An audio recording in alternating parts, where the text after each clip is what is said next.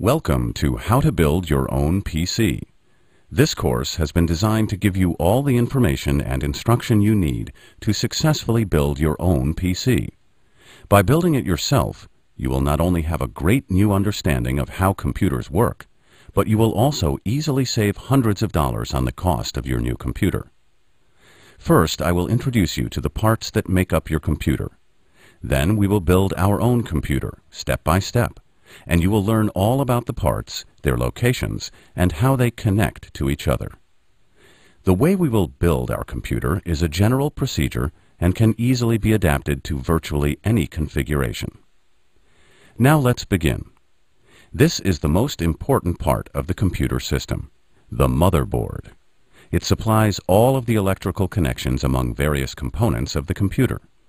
It is very important that you don't unwrap any of the parts before you learn about the danger of static electricity, which we will explain in Chapter 3. I will explain more about its connectors in the chapter Installation of the Motherboard.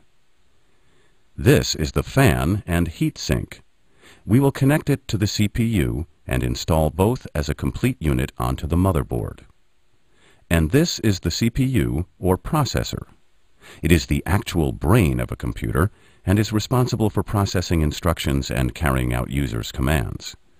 We will be installing a Pentium 3 CPU. If your CPU doesn't look like this, don't worry. There are many different types available, but the way they work and how they install are very similar. This is the DIMM chip, or RAM chip, we will install. RAM provides the working space for open applications. The storage capacity of RAM is measured in megabytes. This is a 128 megabytes DIMM for high performance. This is our hard drive. We have chosen an Ultra DMA drive because it is fast and inexpensive. Most new motherboards support this type of drive. This hard drive has a capacity of 9 gigabytes. This is the DVD-ROM drive we will be installing. DVD, or digital video disc drives, play not only DVDs, but also audio compact discs, CDs, and CD-ROMs.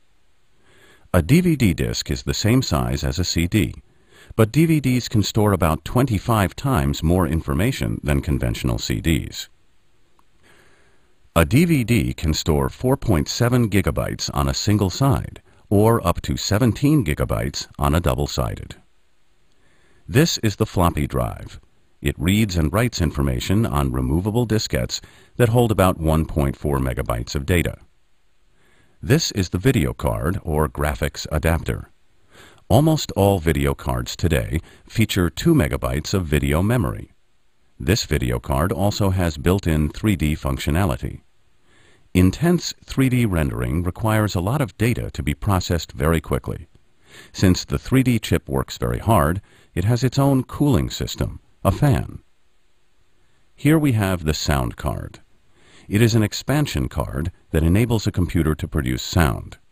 Examples of uses for sound capabilities include games, music applications, and interactive educational software like this.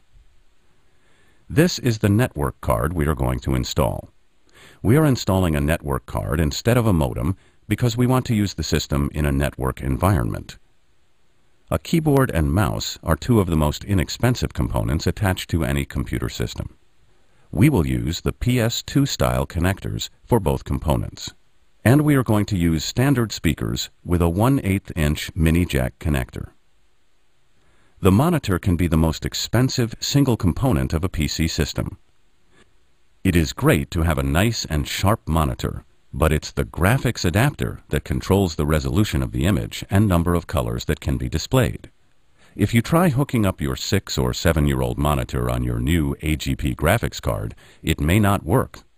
Monitors have gotten cheaper, so it is a good idea to get the biggest size you can afford. Now that we have introduced you to the components we are going to use, check the list of your PC parts to ensure you have enough components to assemble a working PC.